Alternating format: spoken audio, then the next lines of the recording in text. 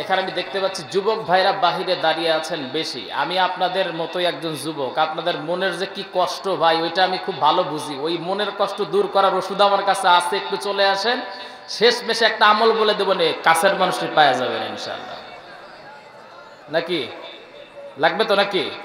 বিশ্ব নবীজি যখন রাস্তায় বের হতেন, কোনো পছন্দের কিছু দেখলে নবীজি ওই দোয়াটা পড়তেন, কারণ ওই দোয়াটা পড়লে আল্লাহ রাব্বুল আলামিন সেইটা নবীজিকে দিয়ে দিতেন। তো নবীজি যদি পায় তাহলে আমরা পাবো না? পাবো না? সব কথা কি খুলে বলা যায়? হ্যাঁ, তো ইয়াং যারা, যুবক যারা, তাদের এটা দরকার আছে। একটু ভাই ভিতরে চলে আসেন, ওষুধ পেয়ে যাবেন ইনশাআল্লাহ। আপনারা শেষ পর্যন্ত থাকবেন তো নাকি? থাকবেন? আচ্ছা, এতটুকু সময় আমি খুবই লম্বা চওড়া আলোচনা করি না, 1.5 ঘন্টা বা 1 ঘন্টা সময় চেয়ে নিচ্ছি। 1 ঘন্টা পর্যন্ত থাকা যাবে? যাবে না? ইনশাআল্লাহ কথা হবে ইনশাআল্লাহ। তবে রিকোয়েস্ট এতটুকুই যে সামনে কেউ কথা বলবেন, স্টেজে কেউ কথা বলবেন না, এবং আমি শুধু কথা বলবো, কেউ কথা বলবেন না ইনশাআল্লাহ। আমরা আল্লাহ তাআলার শুকর আদায় করছি, বলছি আলহামদুলিল্লাহ। সবাই বলছি রব্বানা লাকাল হামদ হামদান কাসীরান তাইয়িবান মুবারাকান ফীহি। আমরা প্রশংসা করলাম কার? সবাই জবান খুলে বলেন কার? যতদিন আমাদের দেহে এক বিন্দু রক্ত আছে আমরা প্রশংসা করে যাব কার?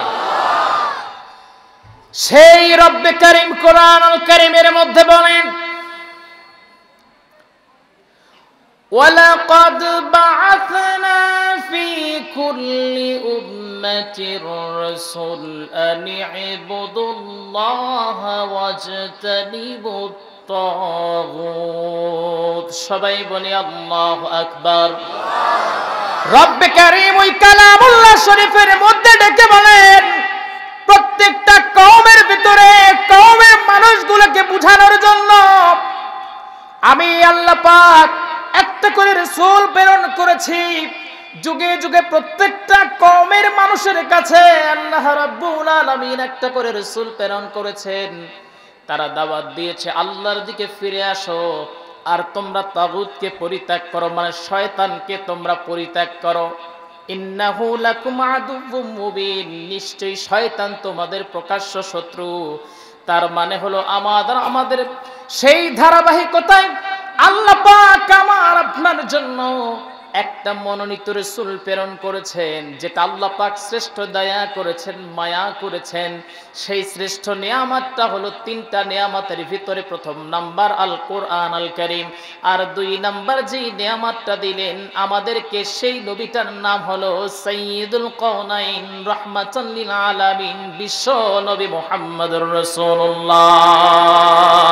ইন্নাওয়াখুকা ওয়ারনা কই नसरफ ही नहीं है, सरतार तुम्हारा रुपए ज़बा नजरा, या रब दिखा दे याद की शब जल वाए हदी एक बार को अता हो, एक बार को अता हो ज़ियारत रसूल की, आहा जन्नत में लेके जाएगी चाहत रसूल की।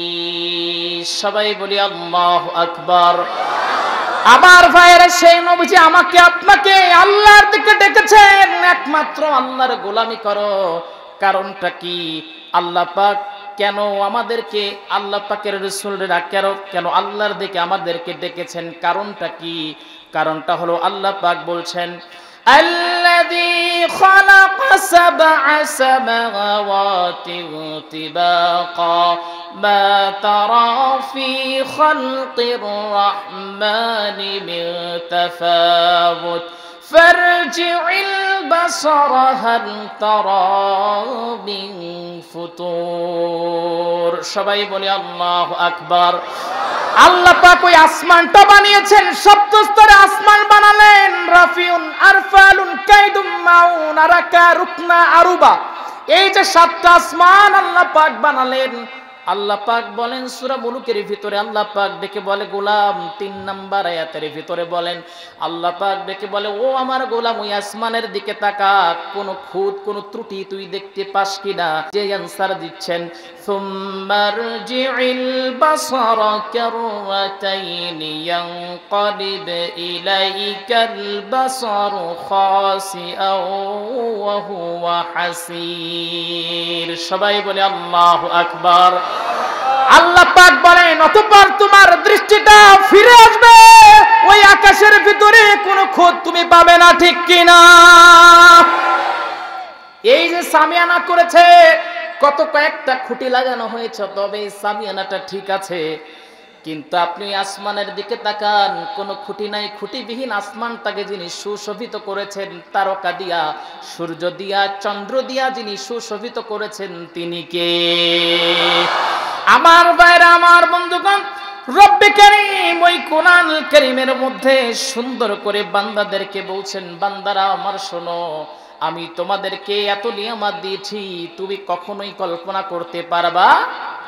আফালা ইয়ানজুরুনা ইলাল ইবিলি কাইফা খুলিকাত, ও বান্দা তুমি উটের দিকে একটু তাকাও, উটটাকে কেমন করে বানানো হয়েছে।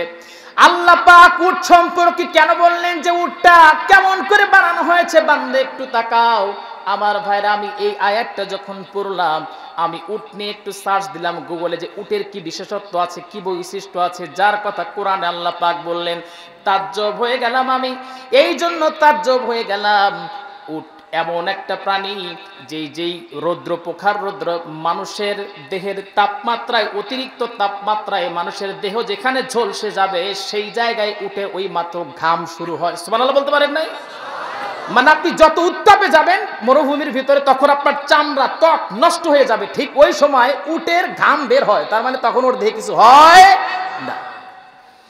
আমার ভাইরা, প্রায় 150 বা 140 লিটার সে পানি ভিতরে গ্রহণ করতে পারে, এই জন্য মরুভূমির জাহাজ উটকে বলা হয়।